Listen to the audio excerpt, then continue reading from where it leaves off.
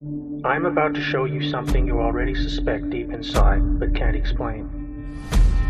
The United States of America is currently in the midst of a war. Not the kind when one country attacks another with missiles or tanks. Not like warplanes dropping bombs on our Pacific Fleet.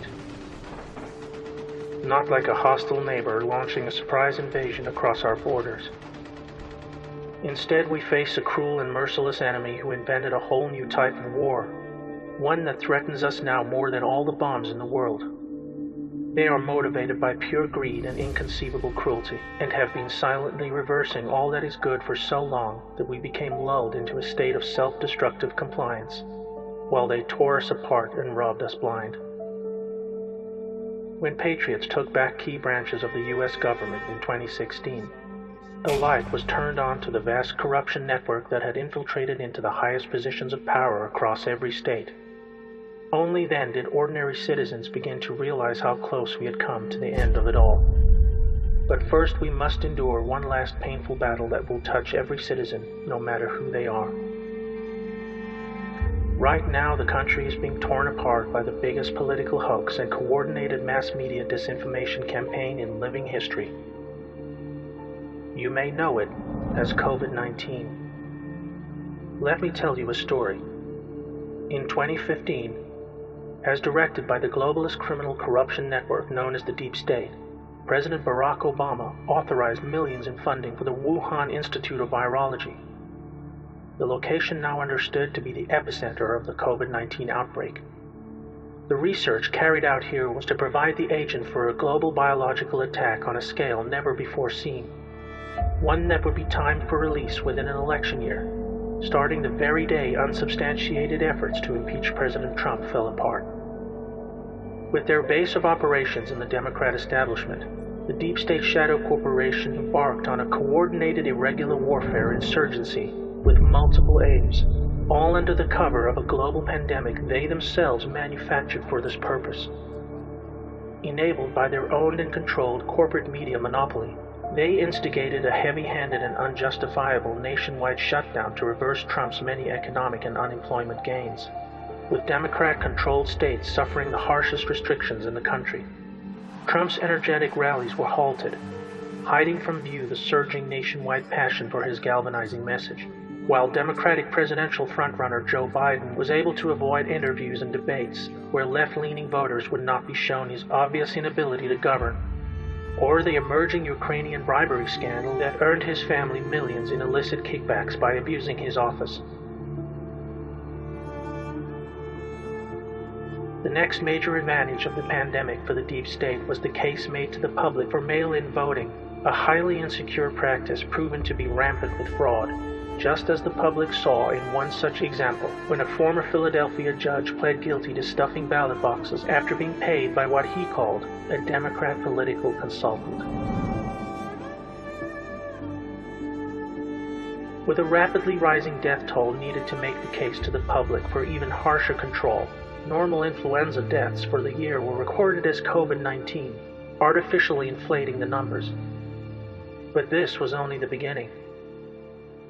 When this did not yield enough fatalities, the Deep State initiated a murderous plan to defy federal guidelines and to move infected patients into nursing homes where the highest risk age group could be found in large numbers. The Deep State governors of New York, New Jersey, California, Pennsylvania, and Michigan oversaw what can only be described as a genocide of our elderly loved ones, even as the quickly constructed field hospitals and medically equipped Navy ships stood mostly empty.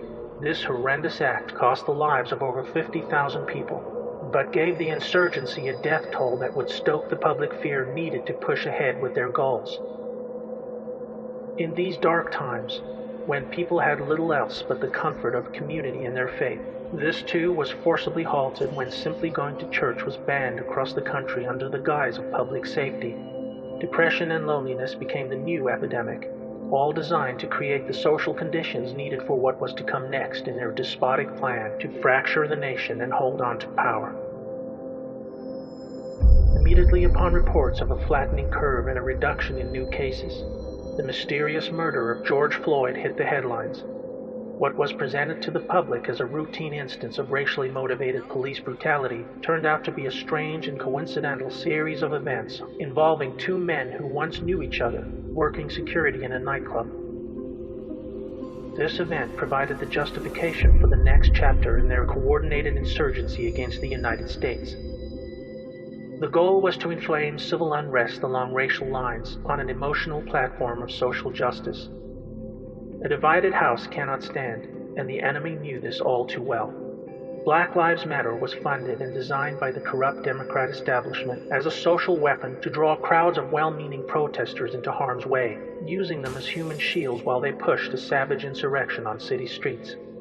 This was intensified even further by folding in the violent paramilitary group Antifa, who were given a free pass by Democrat mayors and governors to loot stores, smash up small businesses, and assault innocent bystanders. The public was shown in explicit detail how Democrat leaders refused to protect local citizens, choosing instead to provide an open road for the anarchists to destabilize civil society, allowing the innocent to be indiscriminately injured and terrorized. Knowing that lawless chaos would accelerate their aims, they began calling for the elimination of police, while evicting the National Guard who were made available to protect the public against the worst of the violence. D.C. Mayor Muriel Bowser even called for the elimination of the White House fence, just days after a close call by rioters who attempted to breach the perimeter. And on June 22nd, Democratic Congressman Adam Schiff proposed a House bill to amend United States Code Title 18 that would prohibit the use of military force in the event of civil unrest, an obvious attempt to weaken the Commander-in-Chief's ability to defend the public from the planned insurrection, which was intended to play out over the weeks and months leading up to the election. Attorney General William Barr has appointed the U.S. Attorney in Connecticut to investigate. The pandemic was also providing cover of a different kind. Taking place behind the scenes at the Justice Department is a far-reaching investigation into the Obama administration's weaponization of the Foreign Intelligence Surveillance Court to spy on Trump and his associates during the transition of power.